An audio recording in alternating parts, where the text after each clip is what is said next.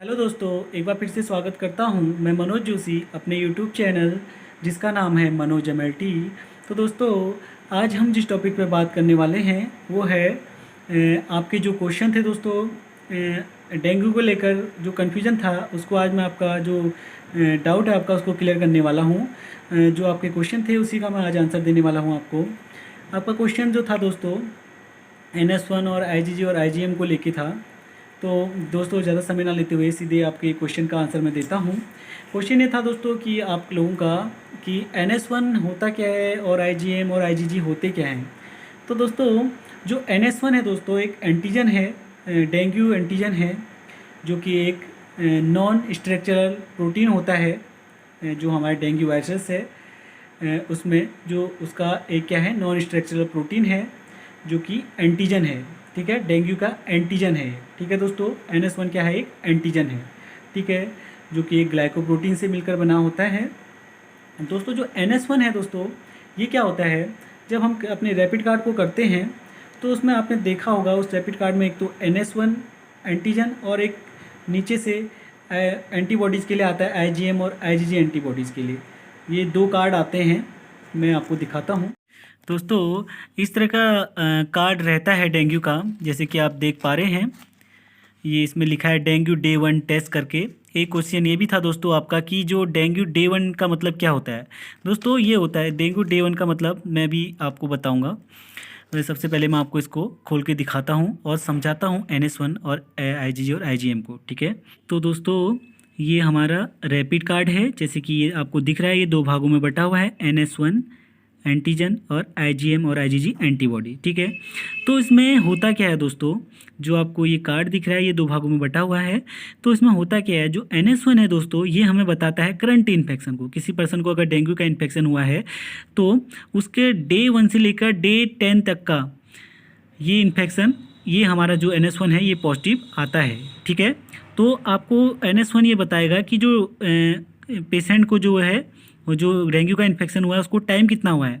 NS1 से हमें पता चलता है कि इसको अभी इसका क्या है, करंट इन्फेक्शन है, मतलब अभी ताज़ा ताज़ा इसको डेंगू का इन्फेक्शन हुआ है, सिंपल सी भाषा में बोलो तो। ठीक है, और उसके बाद IgM अगर पॉजिटिव आ रहा है किसी पर्सन का, कैसे पॉजिटिव आ रहा है, अगर लाइन कंट्रोल में भी आ रही है, देखिए यहाँ पे सी में भी अगर लाइन आ रही है और M में भी, तो ये हमारा क्या बताता है, IgM पॉजिटिव। ठीक है, अगर हमारा IgM एंटीबॉडी पॉजिटिव आ रहा है तो ये हमें बताता है पेशेंट को लगभग 5 दिन से लेकर 2 हफ्ते तक का इन्फेक्शन हुए, 5 दिन से लेकर 2 हफ्ते तक का टाइम हो चुका है। ठीक है, जो IgM पॉजिटिव आता है दोस्तों, 5 दिन के बाद ही ये हमें पॉजिटिव देखने को मिलता है, लगभग 5 से 6 दिन के बाद ही हमें देखने को मिलता है, और ये लगभग 2 वीक तक हमारा पॉजिटिव हमें दिखाता है। ठीक है, और उसके बाद अगर हम बात करें तो डेंगू का IgG, अगर पेशेंट का IgG एंटीबॉडी पॉजिटिव आ रहा है, कंट्रोल में भी लाइन आ रही है और G में भी लाइन आ रही, तो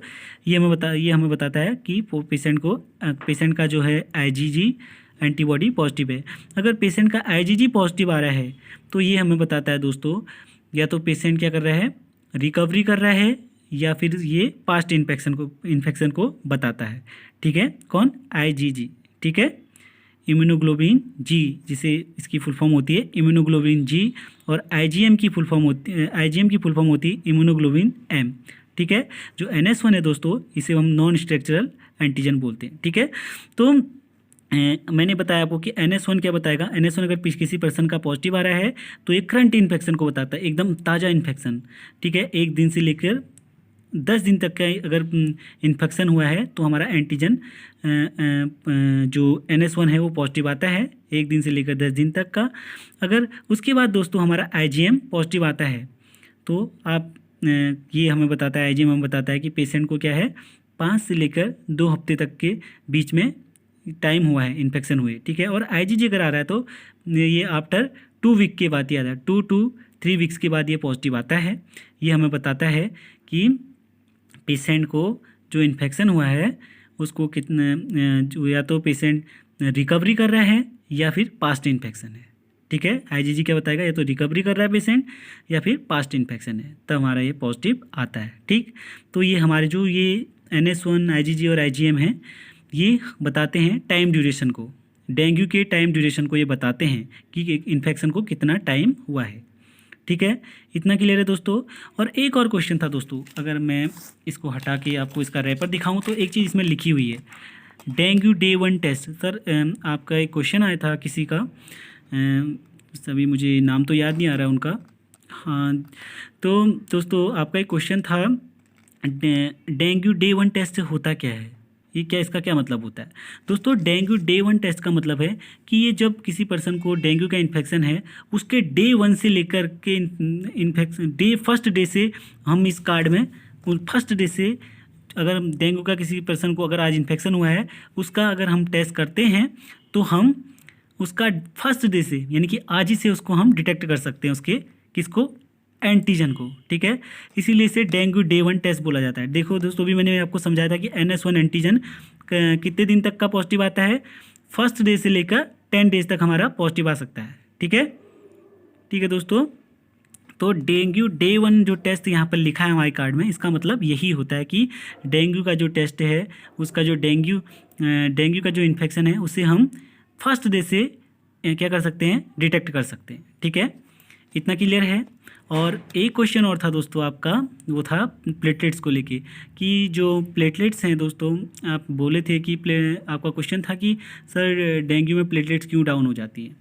तो इसका आंसर है दोस्तों, इसका आंसर, जो प्लेटलेट्स डाउन हो जाती हैं हमारे डेंगू में, उसका मेन रीज़न है दोस्तों कि जब हमारे बॉडी में जब कोई डेंगू वायरस का इन्फेक्शन होता है, तो उसके अगेंस्ट हमारी बॉडी क्या बनाती है, एंटीबॉडीज़ को प्रोड्यूस करती है, ताकि उस एंटीजन, जो डेंगू का एंटीजन है, जो डेंगू का इन्फेक्शन है, उससे हमें हमारी बॉडी को प्रोटेक्ट कर सके। ठीक है, तो होता क्या है, जब वो एंटीबॉडीज़ प्रोड्यूस होती हैं, तो डेंगू के केस में क्या होता है, जो एंटीबॉडीज़ डेंगू के अगेंस्ट बनी है, वो एंटीबॉडीज़ क्या करती हैं, हमारी ही प्लेटलेट्स को क्या करने लगती हैं, किल करने लगती हैं।